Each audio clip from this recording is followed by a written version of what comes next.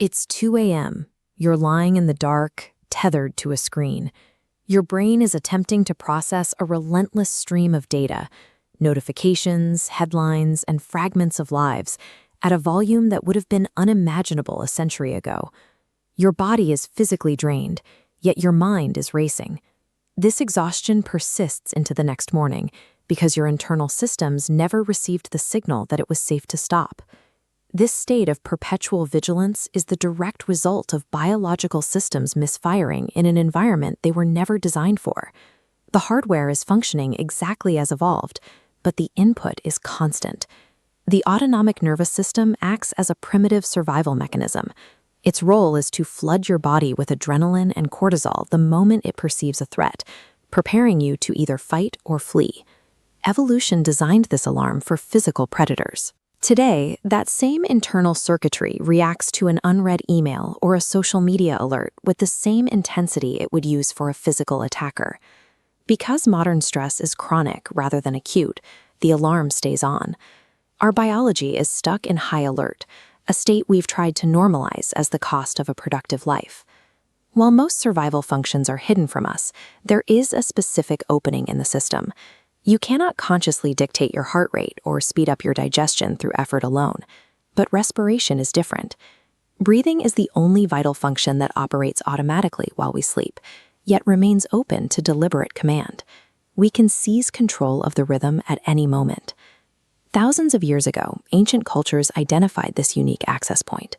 They realized that by changing the depth and speed of the breath, they could influence their internal state without any external tools. These traditions were treating the body like an engineering problem. They mapped out the relationship between air intake and emotional response, finding a way to intervene in the body's automatic stress loops. These ancient practices weren't based on mysticism, but on the discovery of a direct physiological pathway that bridges the conscious and unconscious mind. Modern neuroscience identifies the physical cable behind this effect, the vagus nerve. It runs from the diaphragm directly to the brainstem, acting as a high-speed communication line for your internal organs. This chart demonstrates the impact of slow, rhythmic breathing on the cardiovascular system. As the lungs expand deeply, they stimulate the vagus nerve, which signals the heart to slow down and the blood pressure to stabilize.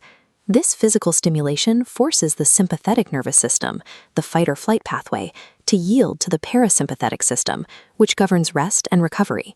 This isn't just a psychological shift. It is a mechanical intervention in your body's chemistry, using the movement of the diaphragm to change the signals your brain receives. By altering the physical rhythm of the breath, you can effectively move the nervous system from a state of emergency to a state of composure. When you first attempt to slow your breath and sit in silence, the reaction is often unpleasant. Your mind may flood with urgency, racing thoughts, and a strong impulse to return to a state of distraction. This friction isn't a sign of failure. It is the experience of a highly habituated nervous system suddenly being asked to decelerate. It is the feeling of the alarm being challenged for the first time. If you maintain the rhythm, the internal landscape shifts. The external pressures of your life, the deadlines, the conflicts, the digital noise, remain unchanged, but your physiological reaction to them begins to dampen.